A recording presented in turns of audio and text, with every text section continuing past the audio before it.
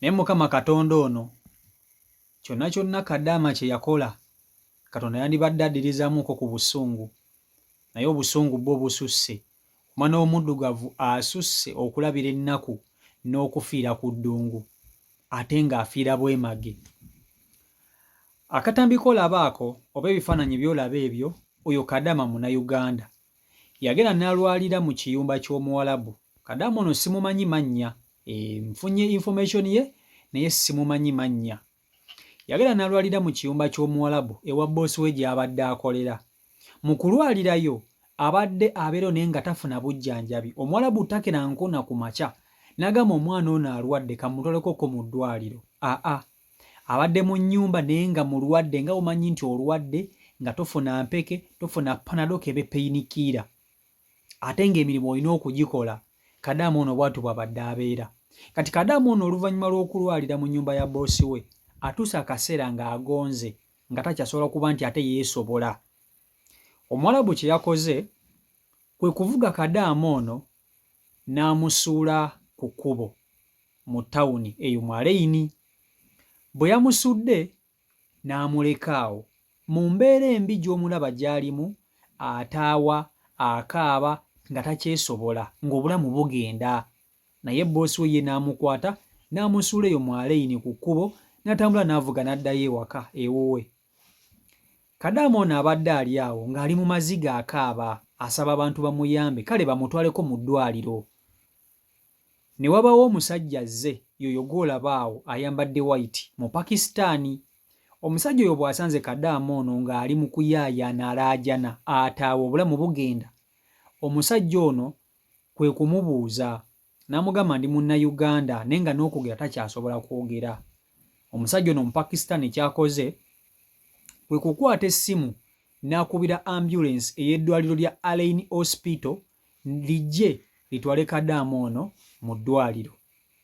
Era zibadde ziri awo, ambulance n'etuuka ne bakwata Kadaama ne bamuteeka mu katanda, ne bamuggya wansi wabadde yasuuliddwa, ne bamuteeka mu katanda nga boolaba akatambi ako, ne bamukwata ne bamuteeka mu ambulance ne bamutwala mu ddwaliro.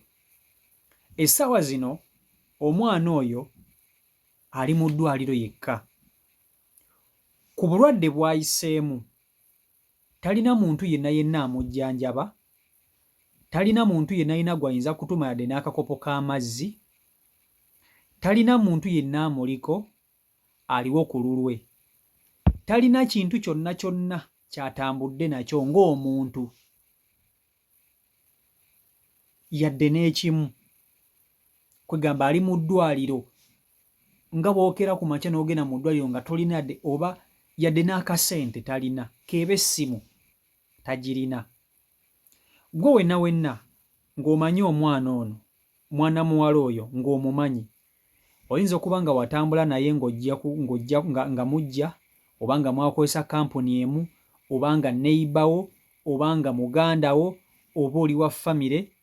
Vidiyo eno nkimanyi, mugitambuze, vidiyo eno mugitambuze, mugisharingireko n'abantu abalala. Omwana ono ali bubi, ali mu ddwaliro yekka, ali bubi. Essaawa zino taasulewo taasiba oyo ali ku mimwa kubanga alina ku oxygen, ali bubi. So bw'oba ng'oliyo ng'omumanyi, tegeeza kampuni mwe yajjira nti Kadaama ono essaawa yonna obulamu buyinza okugenda.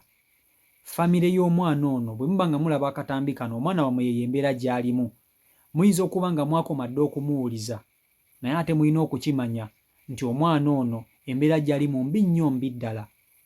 So banga wajja naye nga watambula naye okuva e Uganda, mukwano gwo yino embeera gy'alimu. Simumanyi mannya, amannya ge sinnagafuna, naye ate information ye babadde bagimpadde nga nina okusobola okuba nti ate nkola ki, nga njibatuusaako mwenna asobola okuba nti afuna obuyambi mu ngeri emu oba endala, oba addizibwe e Uganda oba famire ye emanye omwana bwe embeera gy'alimu. Naye Mukama Katonda ono ekintu kyonna kyonna, omusango gwonna Bakadaama gwe baakola, Katonda ndibadde addiriza ku busungu n'ekisusse. Omwana w'Omunnayuganda omuddugavu ennaku gy'alabidde ku ddungu, muganda wange, bw'oba ng'oli eyo nga mu maka mw'oli oli bulungi, weesuneko era weebaze Mukama Katonda kubanga abalala bali bubi ate nga babonaabona ate nga bafa. Abawalabu bano bantu babi, ekyo kituufu, nene wankubadde babi tebulayo balungi. Bakadaama bali bubi, bayisibwa bubi, batuntuzibwa, neera eriyo bakadaama bali obulungi nga babbosi bwe babafaako. Kadaama asobola okulwala ne bamutwalako mu ddwaliro n'alwala ne bagamba nga bamuyisa ng'omwana, okitegeera, nga kale nga bamuyisa ng'omukozi, ng'omuntu. Naye muganda wange Mukama ono bwakuvaamu n'osanga Omuwarabu omubi, omanya ogenda bulamu bwo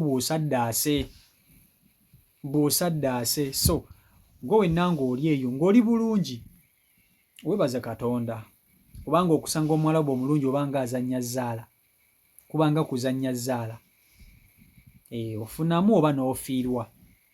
Kadaama okusanga Omuwarabu omubi afiirwa bulamu, ate bw'afuna Omuwarabu omulungi afuna birungi, n'omusala bamwongera. Ekyo mukimanyi.